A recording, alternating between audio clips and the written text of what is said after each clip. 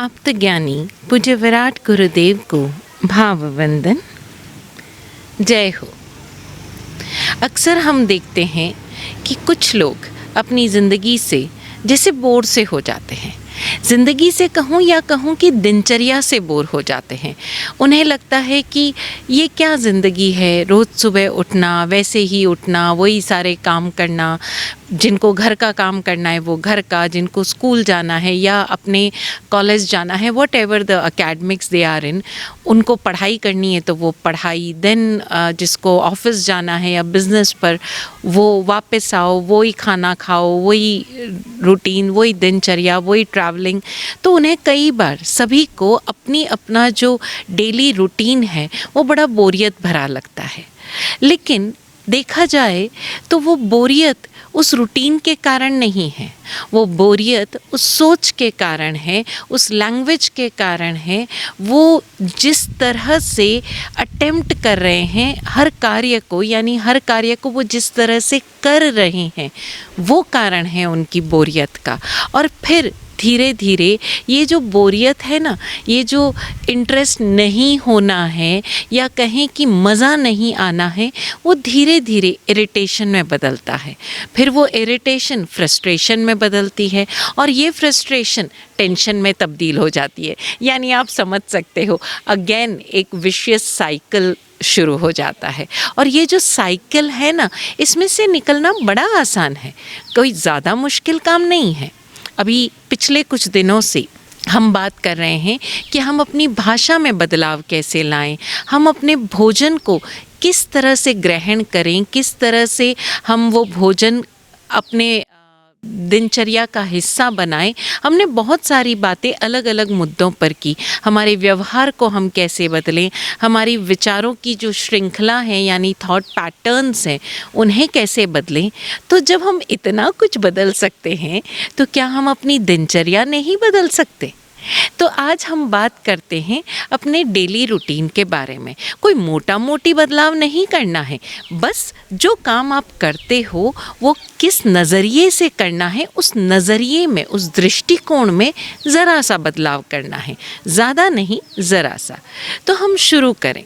जैसे हम सबसे पहले सुबह उठते हैं तो पहली बात तो ये कि हमारा जो उठना है सुबह का, वो इरिटेशन से भरा होता है अक्सर। उसके कई सारे कारण हैं। जैसे कि जो स्टूडेंट्स हैं उन्हें कहा जाता है कि सुबह उठो, ब्रह्म मुहूर्त में उठो। अच्छा, आजकल कई लोग योगिक लाइफस्टाइल, योगी की तरह जीवन जीना वो शुरू कर रहे हैं। तो ऐसे सारे वीडियोस में, मोटिवेशनल स्पीचेस में आपसे कहा जाता है सुबह ब्रह्म मुहूर्त में उठो। जब आप ब्रह्म मुहूर्त में उठकर पढ़ते हैं या ध्यान करते हैं, प्रार्थना करते हैं, साधना करते हैं, तो वो आपके भीतर कुछ ऐसे ऊर्जाओं को जागृत करता है जो जीवन जीने की दिशा और दशा दोनों बदल सकती है। अब परेशानी ये है कि वो ब्रह्म मुहूर्त में उठा नहीं जाता। अच्छा, कई बच्चों से जल्दी भी नहीं उठा जाता, कोई बात नहीं, लेकिन आप जब भी जागें, ध्यान रहे, मैं उठने की बात नहीं कर रही हूँ, मैं जागने की बात कर रही हूँ। यानी जब भी आपके अंदर जाग आ जाए, मन जाग जाए, शरीर भले ही नहीं जागा है लेकिन भीतर से आप जाग गए हो, और उसका प्रूफ ये है कि आपको आसपास वाली चीज़ें पता चलने लगती है। कौन उठा, कहाँ क्या आवाज़ हुई, बर्ड्स की आवाज़ आने लग गई, आपको पता चल जाता है, जाग आ गई। तो जैसे ही आप नींद से जागें तब मात्र इतना करें कि अपना बिस्तर छोड़ दें। बिस्तर छोड़कर कहीं भी, चाहे बिस्तर के पास बैठ जाएं, ज़मीन पर, और बैठकर आप सबसे पहले अपने इष्ट देव को याद करें। वो इष्ट कोई भी हो सकता है, आपके गुरु हो सकते हैं, भगवान हो सकते हैं, ये यूनिवर्स के सारे जो एलिमेंट्स हैं वो हो सकते हैं, कोई भी हो सकता है। तो उन इष्ट देव को याद कर उन्हें धन्यवाद दें इस जीवन के लिए और उनके सहयोग के लिए। तो अपने इष्ट को याद करने के पश्चात आप सारे ही जो आपकी दिनचर्या में काम आने वाले सारे सहयोगी तत्व है, मोटा मोटी तौर पर ये जो 6 काय के जीव हैं, यानी पृथ्वी, पानी, अग्नि, वायु, वनस्पति, संपूर्ण वनस्पति जगत और ये संपूर्ण जीव जगत, इन सबको धन्यवाद दें। उस धन्यवाद के लिए अगर आपके पास अपनी कोई प्रार्थना है तो आप अपनी भाषा में प्रार्थना करें, अन्यथा आप चरम मंगल से षटकाय आभार प्रार्थना जो विराट गुरुदेव द्वारा रचित है वो आप प्राप्त कर सकते हैं और वो धन्यवाद दें। इससे दो चीज़ें होगी कि एक तो आपका दिन की जो शुरुआत है वो खुशनुमा होगी, दूसरा आप अपने लिए सारे सहयोगी निमित्तों को आमंत्रित कर लेंगे। यानी जहाँ जहाँ आपके कार्य में या आपके जो रूटीन है उसमें कोई बाधा आने की संभावना थी, आपने उस बाधा को भी हटा लिया। कैसे? धन्यवाद देकर, सहयोगी निमित्तों को आमंत्रित करके। Hardly it takes 5 to 10 minutes. अगर आपको पुनः नींद आती है तो आप 5-10 मिनट के लिए सो सकते हैं, लेकिन अगर वो आपका दिन शुरू हो गया है तो वो प्रार्थना करने के पश्चात आप अपने नित्य कर्म करें, यानी आपको फ्रेशन अप होना है वो हो जाएं और फिर एक मुस्कान के साथ गहरी श्वास भर के अपनी दिनचर्या की शुरुआत करें। अब फिर ध्यान रहे कि ये जो जाग आने का समय है ये कुछ भी हो सकता है। ये सुबह के 3 बजे भी हो सकता है, 5 बजे भी हो सकता है, 6 हो सकता है, 7 हो सकता है। तो प्रयास करें कि जैसे ही जाग आए आप अपना बिस्तर छोड़कर बैठ जाएं। किसी भी दूसरी जगह में, बालकनी में बैठ सकते हो, चेयर पर, सोफ़ा पर, जहाँ मर्जी आए, बस बिस्तर छोड़ दें। अब जब आप अपनी दिनचर्या शुरू कर रहे हैं तो सबसे पहले जो भी आपके काम आने वाली चीज़ें हैं उनका भी ज़रूर धन्यवाद दें। यानी जैसे जो गृहिणी अपनी किचन में जाकर खाना बनाने वाली है तो जितने भी एलिमेंट्स हैं वहाँ पर, जितने भी अप्लायंसेस हैं, उन सब का धन्यवाद दें और धन्यवाद देने के बाद अपना काम शुरू करें।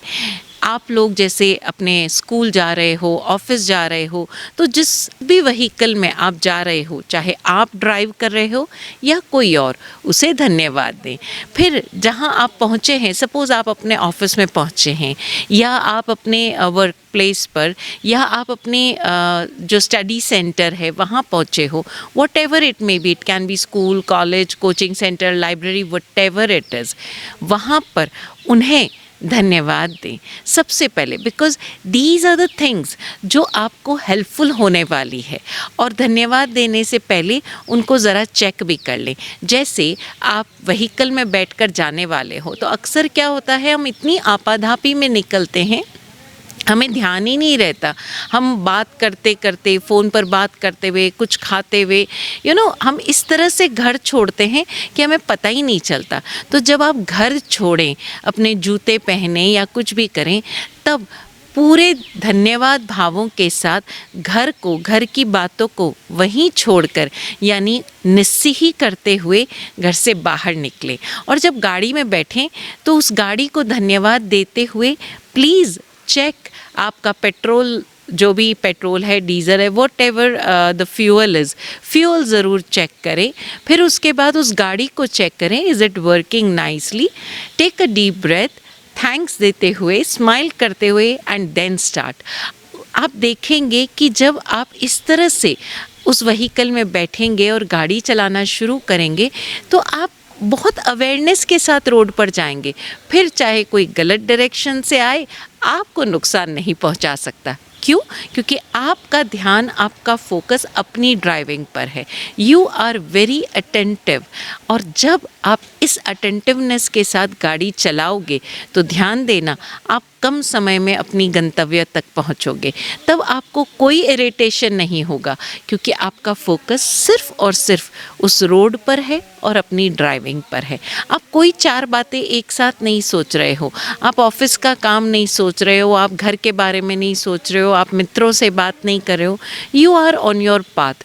अगर आपका ड्राइवर आपके साथ है तो ड्राइवर से भी मुस्कुरा कर गुड मॉर्निंग कहें, शुभ प्रभात, जो भी आप विश करना चाहें, ताकि उसे भी अपने इम्पोर्टेंस महसूस हो, उसका सहयोग आपको मिल रहा है उस जगह पर जाने के लिए जो आपके जीवन को एक नई दिशा और एक अच्छी दशा देता है। तो उसका भी सहयोग के लिए धन्यवाद दें। जब आप अपने ऑफिस में बैठें तो पहले अपने ऑफिस टेबल या जो भी आपका काम करने की जगह है, whether you are studying, whatever you are doing, उसे धन्यवाद ज़रूर दें। चेक करें कल के काम क्या क्या थे, आपने क्या क्या अधूरा छोड़ा था, और फिर मस्त होकर कल के और आज के किए जाने वाले कामों की एक लिस्ट बनाएं। अगर आप बॉस हैं तो अपने सबॉर्डिनेट्स को एक एक कर बड़े आराम से, प्यार से विश करते हुए, धन्यवाद देते हुए उन्हें इंस्ट्रक्शंस दें।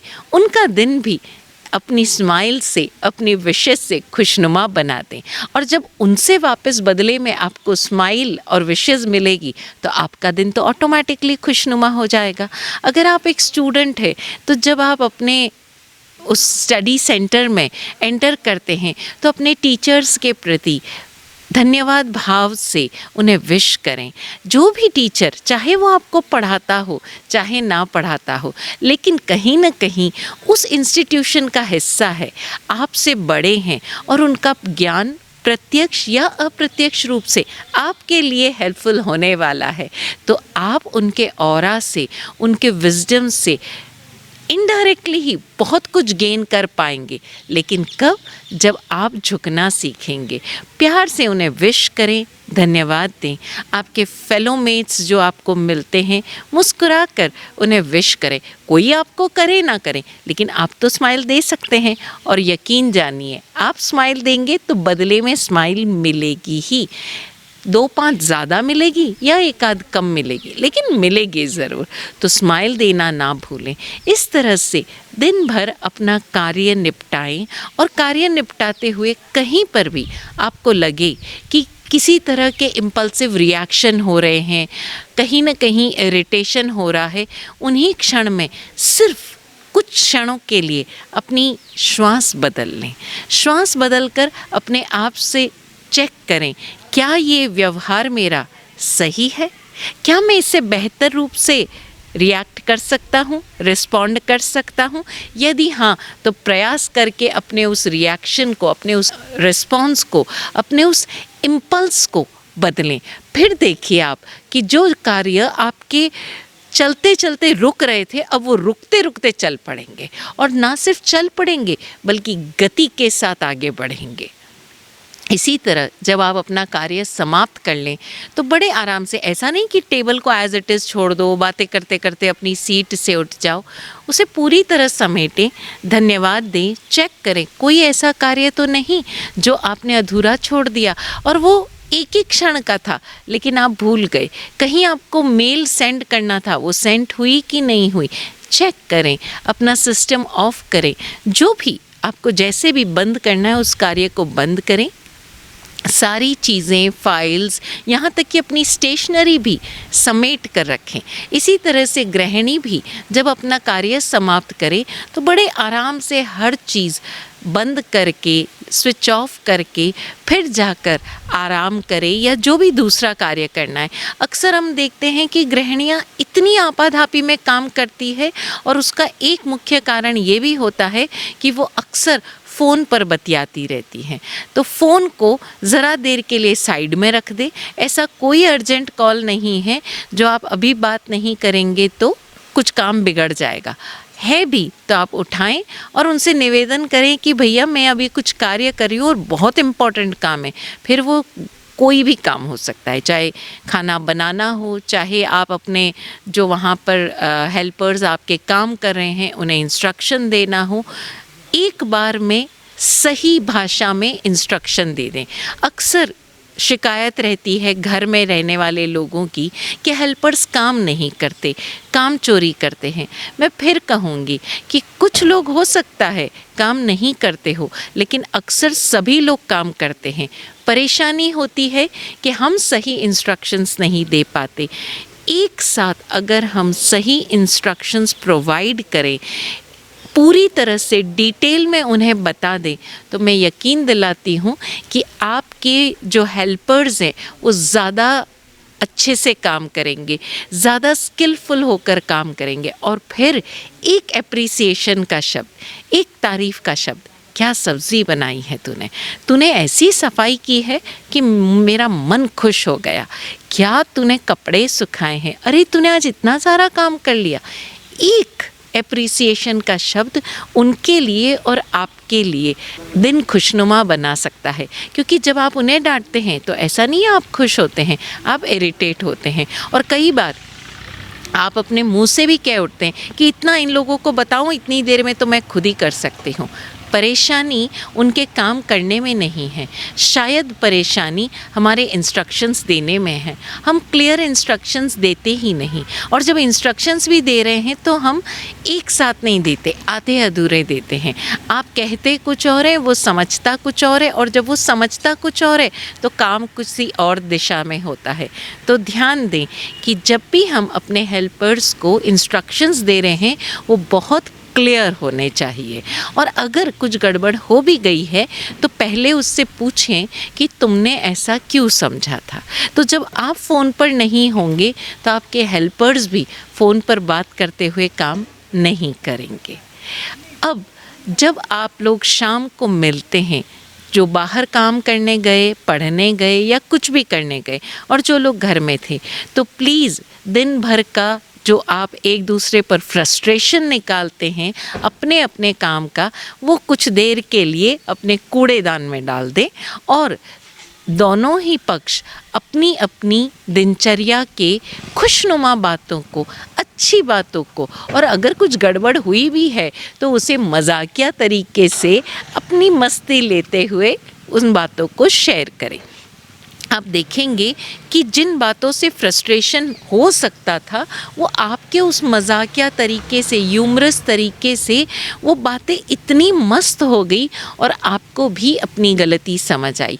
वरना उस एक चीज़ को छुपाने के लिए हम इतने इरिटेट होते चले जाते हैं। भोजन करने के पश्चात कुछ देर, चाहे 15 मिनट ही सही, सब लोग साथ ज़रूर बैठें। बच्चे अगर घर में हैं तो बच्चे की सुने, बहुत ज़रूरी है बच्चे की दिन भर की बात सुनना। अक्सर पेरेंट्स के पास समय नहीं होता। जैसे छोटी सी बात होती है कि आज बच्चे ने क्लास में कुछ बोला, सबके सामने कुछ प्रेजेंट किया और सारे लोग उस पर हंसे। आपको लगेगा कि अरे इसमें क्या रोने की बात है, ऐसा तो होता रहता है, फिर ट्राई करना। अरे बाबा, ये तो बच्चे को भी पता है कि वो दोबारा ट्राई करेगा, लेकिन उस वक्त जो उसे बुरा लगा, सब लोगों ने मजाक उड़ाया, उसे पीड़ा हुई, उस पीड़ा को सुन लीजिए। एक बार आपने उस पीड़ा को सुन लिया और उसे सांत्वना दे दी, उसके बाद वो बच्चा आपसे हर चीज़ शेयर करेगा। लेकिन होता क्या है कि अक्सर पेरेंट्स जब भी बच्चा किसी की बात कहता है तो आपको लगता है कि वो शिकायत कर रहा है, और आप उसे शिकायत के अंदाज में सुनते हैं और उसे समझाने लगते हैं। एक तरह से बुरा ना माने, लेकिन उपदेश देने लगते हैं। तुम्हें ऐसा नहीं सोचना चाहिए, तुम्हें ऐसा नहीं करना चाहिए, टीचर ने तुम्हारे भले के लिए कहा है। बच्चे को भी पता है टीचर ने भले के लिए कहा है, लेकिन उसे हर्ट हुआ, उसे पीड़ा हुई, और वो चाहता है कि वो अपनी पीड़ा शेयर करे, तो उसे मात्र सुन लीजिए। एक बार आपने सुना, बात खत्म। इसके अलावा कई बार बच्चा डरता है, वो अपनी बात कहना शुरू करता है, लेकिन उससे पहले हम उसे समझाना शुरू कर देते हैं, क्योंकि हमारे भीतर पेशेंस नहीं है कि हम उसकी सारी बात सुने। उसके लिए वो छोटे छोटे क्षण बहुत इम्पॉर्टेंट होते हैं, बहुत ज़्यादा महत्वपूर्ण होते हैं। वो छोटी छोटी बातें शेयर करते हुए अक्सर वो बड़ी बात भी शेयर करेगा, लेकिन कई बार हम लोग उन छोटी बातों को नज़रअंदाज करते हैं, और यही कारण है कि बच्चे अपने उन सेक्सुअल हैरेसमेंट को, एक्सप्लॉयटेशन को, एक दूसरे के उस प्रेशर्स को, पीयर प्रेशर्स को आपके साथ शेयर ही नहीं कर पाते, और कई बार ऐसे ऐसे हादसों के शिकार हो जाते हैं जो ना सिर्फ उनके बचपन को बल्कि आने वाली पूरी ज़िंदगी को लील जाते हैं। क्योंकि वो जो बचपन के चाइल्डहुड ट्रॉमाज हैं, वो ट्रॉमाज उसकी पर्सनालिटी को ऐसा शेप कर देते हैं जो हमारे लिए बहुत नुकसानदायक है। तो हम सोच सकते हैं कि हमारी दिनचर्या के ये 10 मिनट कितने चमत्कारी बदलाव कर सकते हैं हमारी ज़िंदगी में, हमारे अपनों की ज़िंदगी में, पूरे परिवार की ज़िंदगी में।